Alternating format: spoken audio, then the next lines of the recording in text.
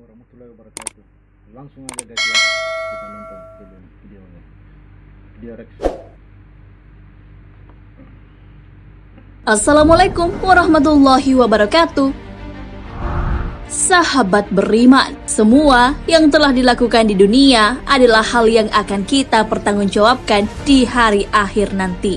Kalau melakukan banyak amal baik, kita akan masuk surga. Namun, jika tidak, nerakalah balasannya. Lalu, tidak adakah kesempatan untuk masuk surga? Siapakah yang bisa menolong kita? Mengapa orang tersebut mau menolong manusia yang lain? Simak ulasannya dalam video di channel Islam Populer ini. Tapi sebelum lanjut, jangan lupa klik subscribe, like dan lonceng notifikasi untuk mendukung channel ini agar terus menyiarkan syiar Islam.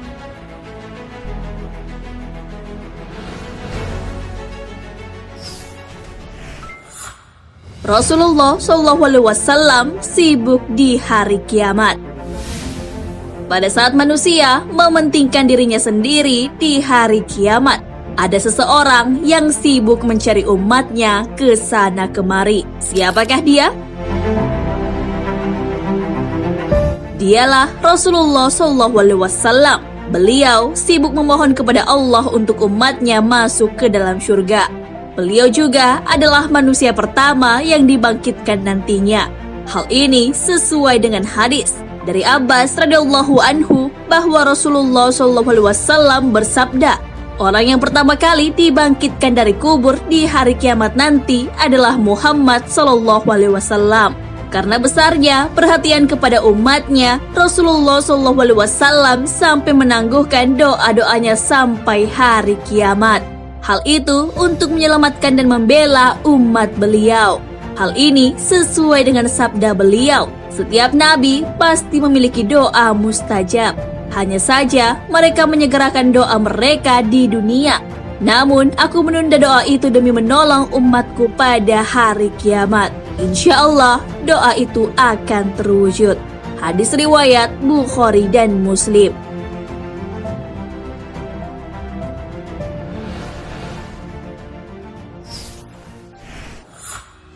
Rasulullah SAW memberi syafaat untuk menyelamatkan umatnya.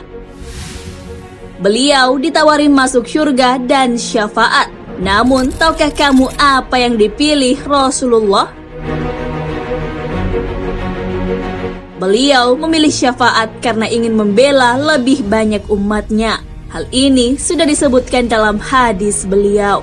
Aku beri pilihan antara syafaat dengan masuknya separuh umatku ke surga. Namun, aku memilih syafaat, sebab syafaat lebih menyeluruh dan lebih banyak. Mungkin saja kalian mengira syafaatku hanya untuk orang-orang bertakwa. Tidak, tetapi juga untuk orang-orang yang berdosa. Hadis riwayat Tirmizi. Syafaat Rasulullah tak hanya berlaku bagi orang bertakwa, namun juga untuk hamba yang berlumuran dosa, termasuk pelaku dosa besar. Namun, bukan berarti umatnya bebas melakukan maksiat. Syafaat itu diberikan sebagai pertanda besarnya kasih sayang, sepak terjang dan kelembutan Rasulullah SAW.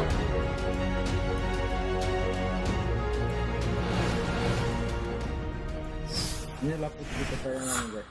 Orang yang ditarik dari neraka. Dia adalah Saat hari kiamat, Rasulullah SAW selalu menanyakan keberadaan umatnya pada malaikat Jibril. Jibril pun mengatakan bahwa umat Rasulullah adalah umat terakhir. Akhirnya, datanglah umat Nabi Muhammad SAW sambil menangis serta memikul beban di belakang mereka. Umat itu datang sambil menyeru, "Wahai Muhammad." Nabi Muhammad SAW bersabda, "Wahai umatku." Mereka berkumpul di sisinya sambil menangis. Nabi pun bersujud sangat lama sampai Allah Subhanahu wa Ta'ala menyuruh beliau bangkit. Rasulullah SAW lalu minta kepada Allah agar umatnya bisa diberikan minum karena terik matahari. Lalu Allah pun mengabulkannya.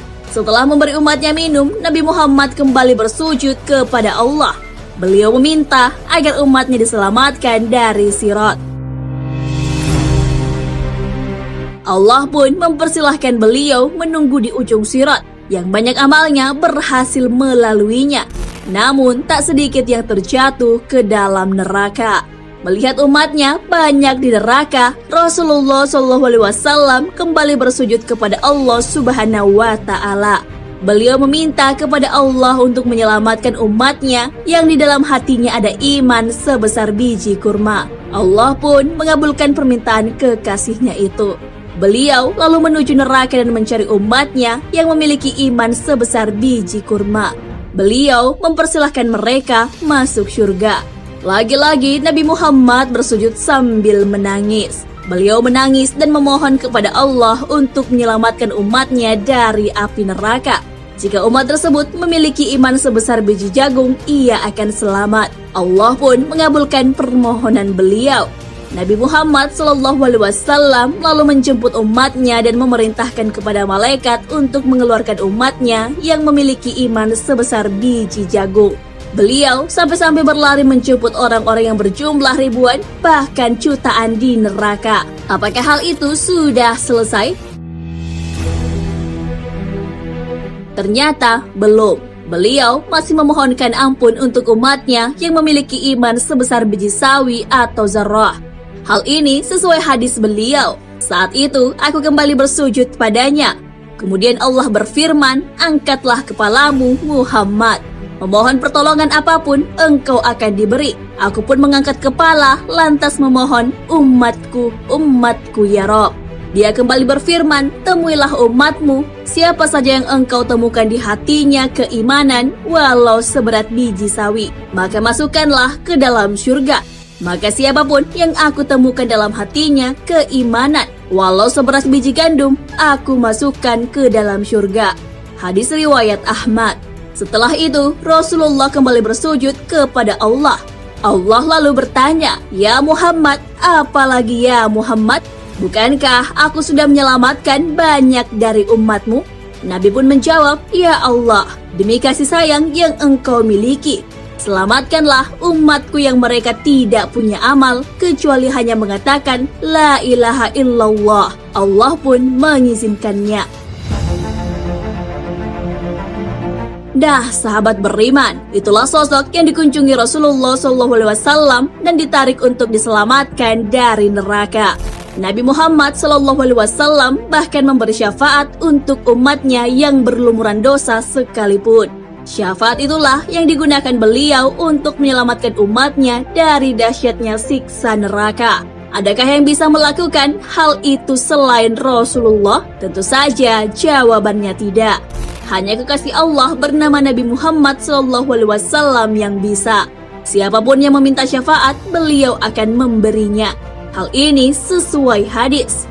Barang siapa yang memohon kepadaku al-wasilah, maka pasti mendapatkan syafaat dariku.